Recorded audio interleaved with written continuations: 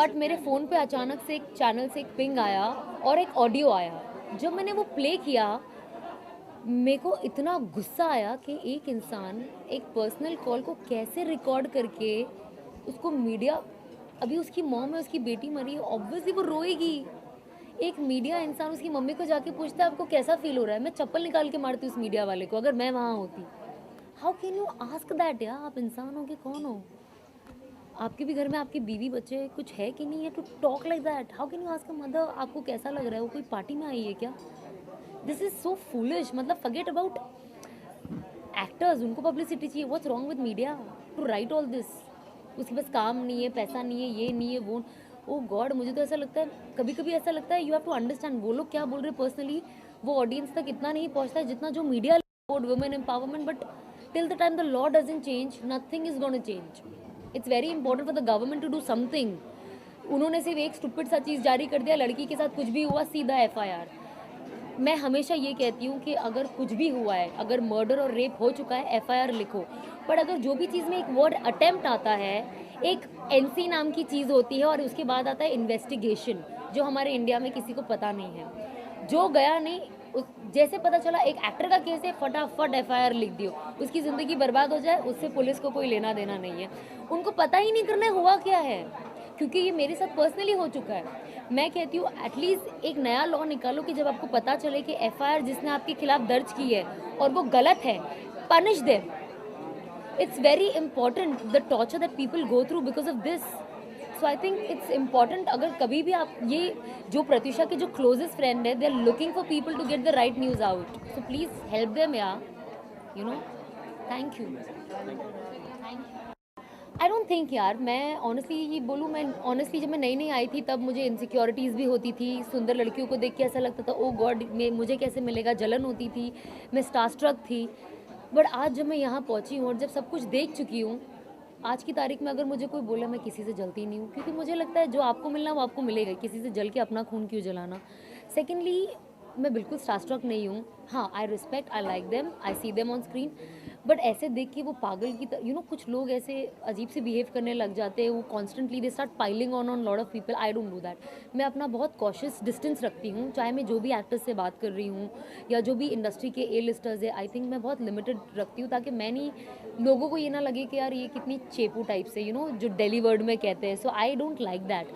I am a very egoistic person, और मेरे लिए मेरे सेल्फ रिस्पेक्ट से ज़्यादा इस दुनिया में और कोई चीज़ मायने नहीं रखती है। जहाँ पे मेरा वो हर्ट होता है, मुझे बुरा लगता है, तो मैं सोचती हूँ कि मैं बस उतना ही रखूँ जहाँ पे वो मुझे हर्ट ना हो। बिकॉज उसके बाद आप कितने बड़े हो कितने छोटे, मुझे कोई फ़र्क नहीं पड़ता है, मैं एकदम अपने जोन में आ जाती हूँ। So I think knowing, it's very important to know yourself as a person कि आपका कैरेक्टर क्या है, and then I act accordingly. Yes. जी। जी। जी। जी। बुलंदी पे पहुंचने के बाद भी इतना अकेलापन, और उसके ऊपर लोगों के कमेंट्स के काम नहीं मिल रहा था, समथिंग लाइक दैट, कहीं इसके ऊपर। पता है, ये बहुत पहले भी बहुत लोग ये कहते थे कि अरे अकॉर्डिंग टू लोग, इंडस्ट्री वाले बहुत सुंदर है, ये लोगों का परसेप्शन है। बिकॉज ऑब्वियसली वो हमेशा हमें सजा धजा मेकअप में देखते, बिना मेकअप के, बिना ऐसे स्टाइलिश कपड़ों के हम सब सेम ही लगते हैं। सिर्फ थोड़ा बहुत 19-20 कलर का डिफरेंस है, बाकी I think every Indian girl is very pretty. अगर आप थोड़ा सा उन्हें मेकअप कर दो, वो इतने सुंदर लगते हैं कि मैं खुद घर में कहती हूँ अरे अरे कितनी अच्छी लड़की है, कितनी सुंदर है। थोड़ी और पतली चिजल्ड हो जाती तो ये भी हीरोइन बन जाती, ये सारी चीज़ें होती है।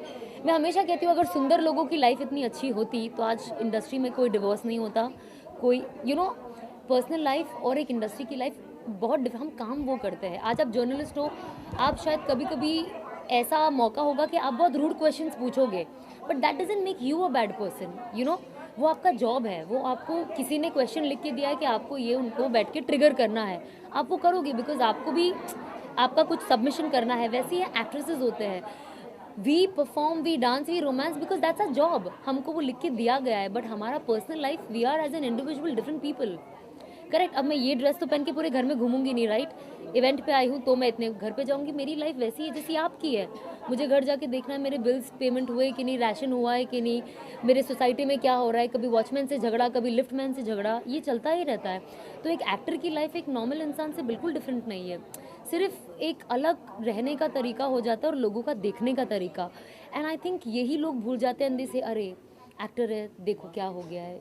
ये इतने सारे सुसाइड इवन अदरवाइज होते हैं, but why we talk only about actors? Of course one thing, because they are in limelight, people know them, but definitely it's a bad thing. I am very upset whatever has happen, I am shocked, मुझे बुरा लग रहा है, but at the same time मैं नहीं चाहती हूँ कि ये चीज़ें प्रमोट हो और लोग ये चीज़ को फॉलो करने लगे। अरे डिप्रेस हुए, कुछ नहीं तो चलो सुसाइड कमिट कर लो। Because I think more than anything आपको अपने पेरेंट्स का सोचना चाहिए। मैं लाइफ में कभी भी कुछ करती हूँ, मैं सबसे पहले ये सोचती हूँ कि मेरे पेरेंट्स को कैसा लगेगा, तो I think that is very very important कि you have to understand the biggest lost is only of your parents, nobody else.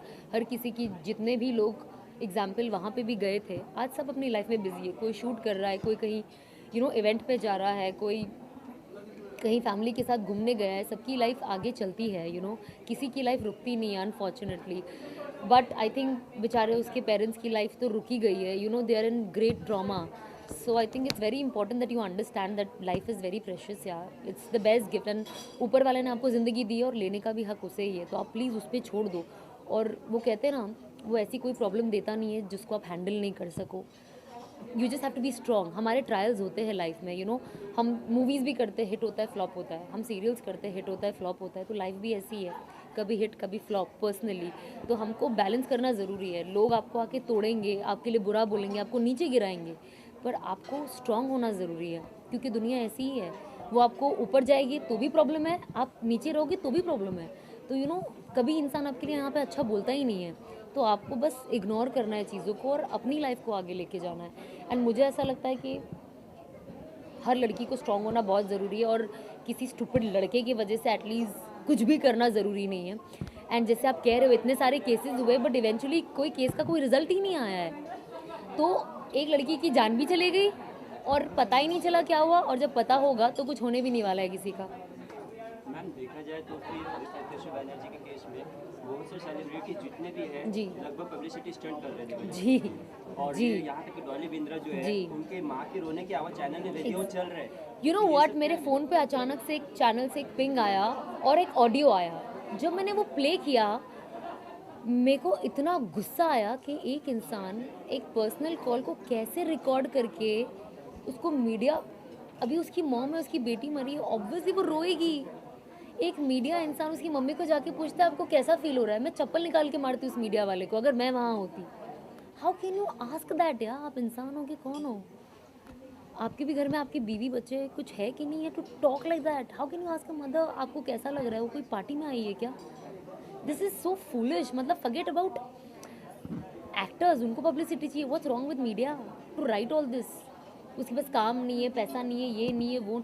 O God, मुझे तो ऐसा लगता है, कभी कभी ऐसा लगता है यू हैव टू अंडरस्टैंड वो लोग क्या बोल रहे हैं। पर्सनली वो ऑडियंस तक इतना नहीं पहुंचता है जितना जो media women empowerment, but till the time the law doesn't change, nothing is gonna change. It's very important for the government to do something. उन्होंने सिर्फ एक स्टूपिड सा चीज़ जारी कर दिया, लड़की के साथ कुछ भी हुआ सीधा FIR। मैं हमेशा ये कहती हूँ कि अगर कुछ भी हुआ है, अगर मर्डर और रेप हो चुका है, FIR लिखो। पर अगर जो भी चीज़ में एक वर्ड अटेम्प्ट आता है, एक NC नाम की चीज़ होती है और उसके बाद आता है इन्वेस्टिगेशन, जो हमारे इंडिया में किसी को पता नहीं है। जो गया नहीं, जैसे पता चला एक एक्टर का केस है, फटाफट FIR लिख दियो, उसकी ज़िंदगी बर्बाद हो जाए, उससे पुलिस को कोई लेना देना नहीं है। उनको पता ही नहीं करना हुआ क्या है, क्योंकि ये मेरे साथ पर्सनली हो चुका है। मैं कहती हूँ एटलीस्ट एक नया लॉ निकालो कि जब आपको पता चले कि FIR जिसने आपके खिलाफ दर्ज की है और वो गलत है, punish them. It's very important the torture that people go through because of this. So I think it's important, अगर कभी भी आप ये जो प्रत्युषा के जो closest friend है, they're looking for people to get the right news out. So please help them, yeah. Thank you.